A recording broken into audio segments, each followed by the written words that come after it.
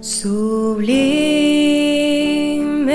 gracia del Señor, que a un infeliz salvó. Sublime gracia, mas el Dios de toda gracia que nos llamó a su gloria eterna en Jesucristo, después que hayáis padecido un poco de tiempo, Él mismo os perfeccione, afirme, fortalezca y establezca. A Él sea la gloria y el imperio por los siglos de los siglos. Amén. Gracia me enseñó a temer. Sublime Gracia es un programa que presenta breves reflexiones fundamentadas en la palabra de Dios. Es un deseo y necesidad de mi propio corazón de conocer más profundamente a este nuestro Dios de toda gracia que nos llamó a su gloria eterna en Jesucristo. Todas las semanas, en Luz a las Naciones, canal cristiano de comunicación, puedes seguir este programa y recorrer juntos el largo pero certero sendero de la palabra de Dios. Dios me salvó y mis cadenas ya Él rompió. Sublime gracia, porque de su plenitud tomamos todos y gracia sobre gracia. Perdón, sublime gracia, inmenso amor.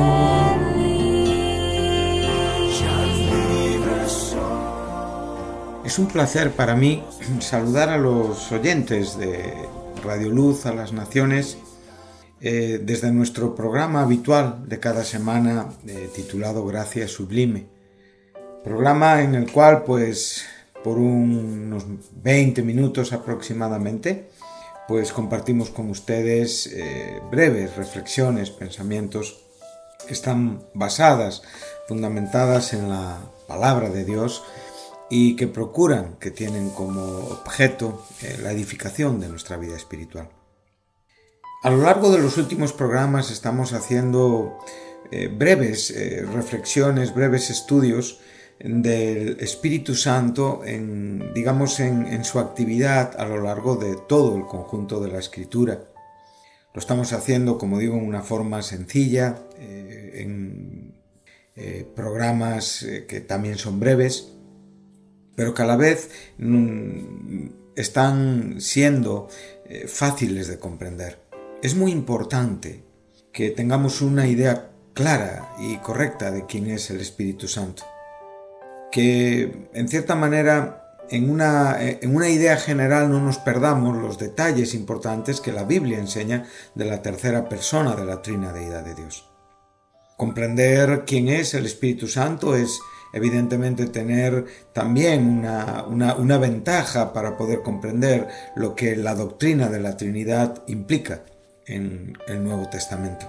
Como hemos enseñado en otros programas, la gran revelación del Nuevo Testamento es la Trina Deidad de Dios. La revelación de Dios, la autorrevelación de Dios en las personas del Padre, del Hijo y del Espíritu Santo, diferentes, pero en sí forman una unidad indivisible. No hablamos de tres dioses, hablamos de un solo Dios. Así como la gran revelación del Antiguo Testamento es Jehová, Elohim, es Dios, es aquel Dios único y eterno que enseña una relación y una religión monoteísta a un pueblo escogido, en contraste con el politeísmo de casi todas las culturas de aquel tiempo. Por lo tanto, no hay una diferencia en cuanto a quién Él es, hay una diferencia en cuanto al propio progreso de la revelación. Por eso estoy diciendo que no descubrimos al Espíritu Santo en el Nuevo Testamento. Tenemos con el Nuevo Testamento, si cabe, una mejor y mayor claridad o incluso una cierta ventaja sobre los santos del Antiguo Testamento que no tenían las páginas del Nuevo Testamento escritas y por lo tanto ciertas conclusiones le eran mucho más complicadas o más difíciles en cierta manera para poder concretar o entender en una manera plena un pensamiento. Todos los santos del Antiguo Testamento fueron salvos en base a la misma base que nosotros, los cristianos, fueron justificados por la fe en Jesucristo. Entonces, cuando nosotros podemos ver y pensar en estas cosas, esto nos debe de animar a tener una buena y concreta idea acerca de la revelación de Dios progresiva. Ese Dios, Jehová, y evidentemente ese Dios que se nos revela en el Nuevo Testamento, exactamente igual en la persona del Padre, del Hijo y del Espíritu Santo, que en las páginas, como hemos visto, del Antiguo Testamento, les podemos ver en algunos textos claramente juntos. Pero como digo, la Trinidad es una doctrina que es puramente neotestamentaria. Entonces, cuando nosotros podemos tener una clara comprensión y, como digo, no general, sino detallada del Espíritu Santo, entonces, como digo, nos estamos acercando a una buena comprensión de la doctrina de la Trinadeidad. Como digo, entender a Cristo, al Dios humanizado, y entender al Espíritu Santo tanto en su sentido divino como en el sentido de que es persona son fundamentales, y esto es un asunto que nos está ocupando en estos programas. Como hemos dicho, cuando abrimos las páginas del Nuevo Testamento nos encontramos con un estado de cosas diferente, completamente diferente al del Antiguo Testamento. Y lo que vemos con absoluta claridad, y es el texto donde ahora mismo estamos, que es en la primera epístola del apóstol Pablo a Timoteo en el capítulo 3, en el verso 16, donde el apóstol dice lo siguiente: e indiscutiblemente grande es el misterio de la piedad. De esto ya hemos estado hablando. Él fue manifestado en carne, Dios fue manifestado en carne, también de esto hemos estado hablando, y ahora estamos en la segunda línea, que es la que nos interesa de este contexto, que es vindicado en el Espíritu. Sigue diciendo, contemplado por ángeles, proclamado entre las naciones, creído en el mundo y recibido arriba en gloria. Hemos podido ver que la mayoría de los comentaristas concluyen que estas líneas, que estos versículos, como digo, es un versículo, pero son varias frases, están refiriéndose al ministerio de Cristo aquí en la tierra, o sea, lo que fue su humanización, manifestado en carne, siendo, digamos, el argumento central de ese misterio de la piedad, un misterio que tenemos que agradecer a Dios, que por la fe podemos creerlo y podemos aceptarlo y hasta podemos llegar a tener ciertos argumentos explicativos, ¿no? En esto nos parecemos a María en su pregunta, ¿no? ¿Y cómo realmente va a ser esto? ¿Cómo yo voy a concebir un varón, evidentemente sin haber tenido una relación matrimonial, marital, ¿no? Y el propio ángel Gabriel le enseña, y esto lo dijimos también en otros programas, de una manera clara y preciosa y profunda, donde le dice en el verso 35 del capítulo 1 de Lucas: el Espíritu Santo vendrá sobre ti. El Espíritu Santo aquí ya le vemos en una actividad en cuanto al engendramiento del Hijo de Dios. Y cuando estamos hablando del Hijo engendrado, estamos hablando que evidentemente no hay una causa donde Él empieza a vivir, sino que realmente es engendrado en una manera única e irrepetible. Es puesto en el vientre de María, como bien nos enseña el Verbo. Entonces dice claramente el poder del Altísimo. Aquí tenemos al Padre, al Dios, al Jehová del Antiguo Testamento, al Padre en el Nuevo Testamento. El Espíritu Santo es el Espíritu Santo. Ya tenemos dos personas de la Trinadeidad de Dios. Y dice, y por lo cual también el santo ser que nacerá será llamado Hijo de Dios. Y ese santo ser que será llamado Hijo de Dios en el sentido humano, claramente se nos presenta en el verso 32 como el Hijo del Altísimo, o sea, está refiriéndose a Elohim, o sea, en la más absoluta y perfecta igualdad esencial con Dios. Entonces, como digo, en esta economía donde estamos hablando de las tres personas en sus funciones y en sus propios ministerios, vemos una unidad esencial. O sea, en la Trinidad hay una unidad y evidentemente esa unidad revela la Trinidad.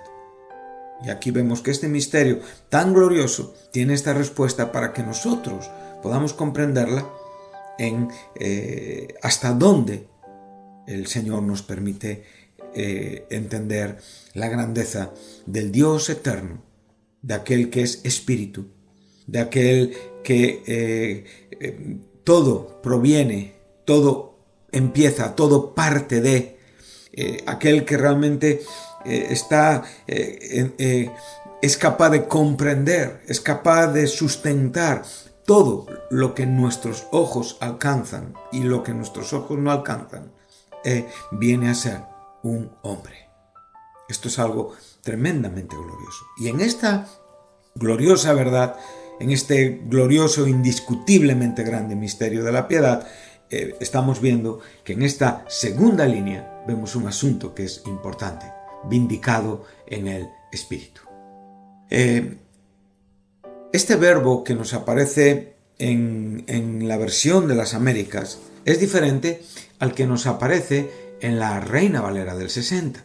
La Reina Valera del 60 nos enseña el verbo justificar en castellano, lo cual,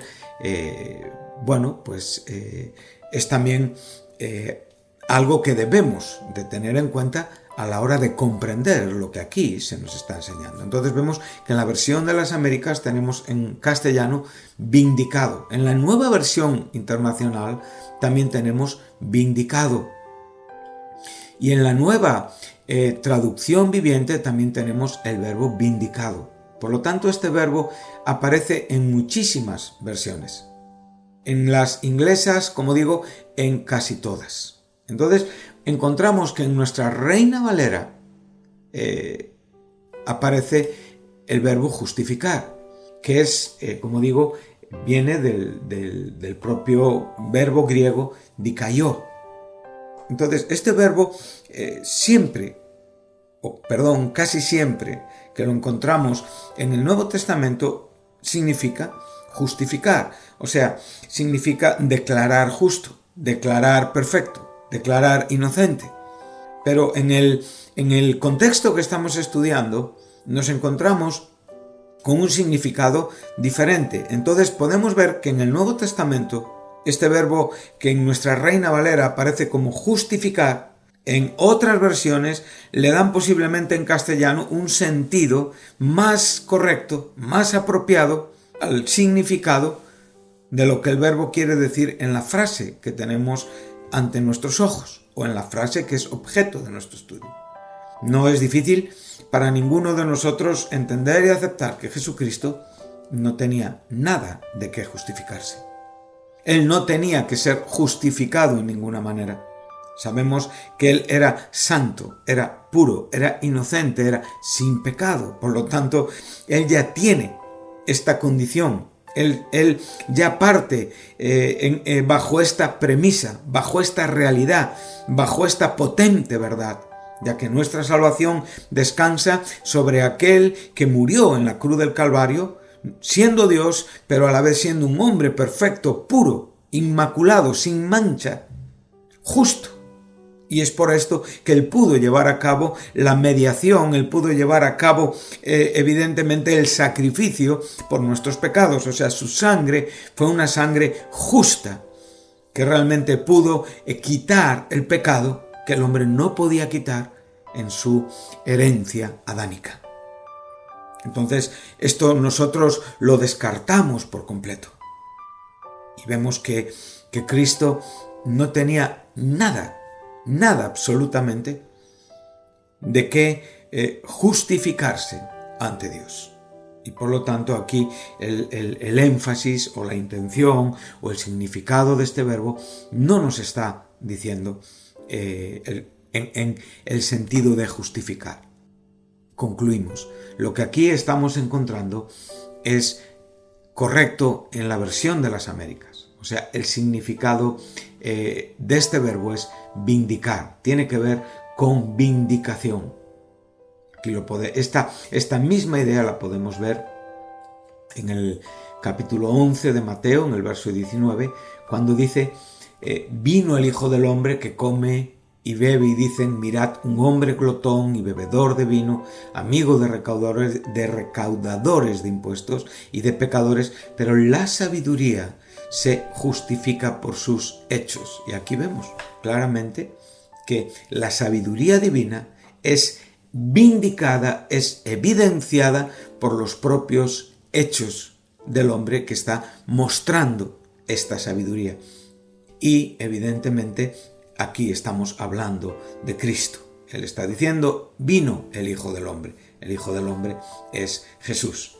Si vamos a Lucas en el capítulo 7, en el versículo 29 y en el versículo 35, dice, y cuando todo el pueblo y los recaudadores de impuestos le oyeron, reconocieron la justicia de Dios. O sea, la justicia de Dios fue vindicada. Aquí tenemos el mismo verbo en esta frase y con la misma intención, siendo bautizados con el bautismo de Juan. O sea, que en cierta manera, si tú vas un poquito más adelante, al versículo 35, vemos que Cristo repite las mismas palabras que han sido citadas en Mateo. Dice, pero la sabiduría es justificada por sus hijos. Entonces, cuando podemos ver, encontramos que ya tenemos varias razones para argumentar que es así como se nos está enseñando. Tenemos un texto más, Romanos capítulo 3, en el versículo 4, donde Pablo declara estas palabras. Dice, de ningún modo, antes bien se ha hallado Dios veraz, aunque todo hombre se ha hallado mentiroso, como está escrito, para que seas justificado en tus palabras y venzas cuando seas juzgado. Aquí el propio apóstol está citando el Salmo 51 en el versículo 4, y aquí en el Nuevo Testamento lo tenemos con la misma expresión en griego. Una vez más, aquí está hablando de Dios, y podemos ver, no puede haber una razón en la que Dios tenga que arreglar algo en su propia persona. Entonces, esta justificación es una vindicación en sus propias palabras. O sea, su palabra vindica, su palabra evidencia, su palabra da una realidad consistente, da una verdad consistente a la propia defensa que Dios hace en cuanto a quién Él es y a lo que Él dice, aun cuando Dios evidentemente no tiene que hacer defensa de nada porque Él es la misma verdad existencial. Entonces, en esto nosotros tenemos que pararnos, ¿no?, a pensar. Entonces, como digo, esta vindicación, esta frase que encontramos en la carta del apóstol Pablo a Timoteo, donde dice que Dios fue manifestado en carne y justificado, como digo en la Reina Valera, nos dice en el Espíritu.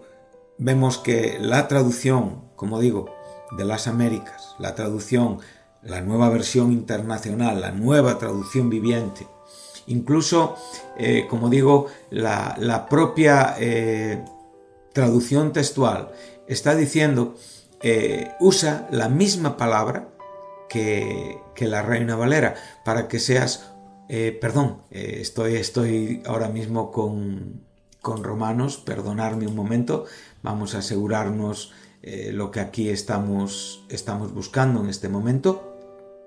Y nos dice así, darme un minuto para poder llegar y asegurar lo que queremos decir. Y dice, justificado en el Espíritu. Por lo tanto, la Biblia textual viene a decir lo mismo que la Reina Valera, pero hemos visto que lo más correcto y lo que más se aproxima al significado es en nuestro castellano el verbo vindicar. Entonces, esta vindicación está relacionada con la afirmación de Cristo en cuanto a que Él era el Mesías prometido, en cuanto a que Él era el Hijo de Dios, en cuanto a que Él era quien decía que era.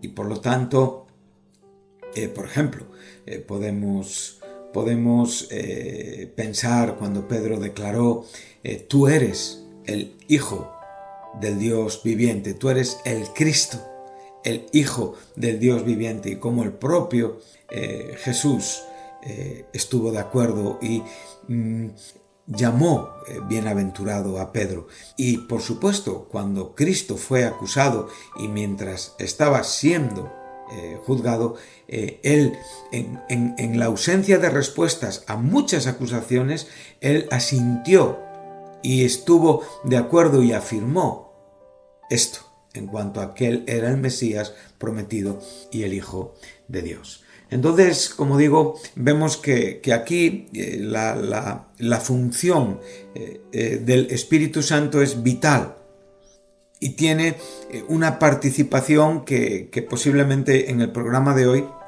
tampoco concluiremos, pero me parece que es muy interesante este desarrollo porque creo que nos está dando consistencia, nos está dando claridad para poder ver la gran acción y el gran protagonismo que el Espíritu Santo tiene en relación con el ministerio del Hijo, y por lo tanto dotándonos aquí de unos datos fundamentales a la hora de desarrollar, comprender, entender, creer la doctrina, ese bendito también misterio de la trina deidad de Dios. Por lo tanto, en este programa pues tenemos que dejarlo aquí para en el próximo programa continuar con esta declaración.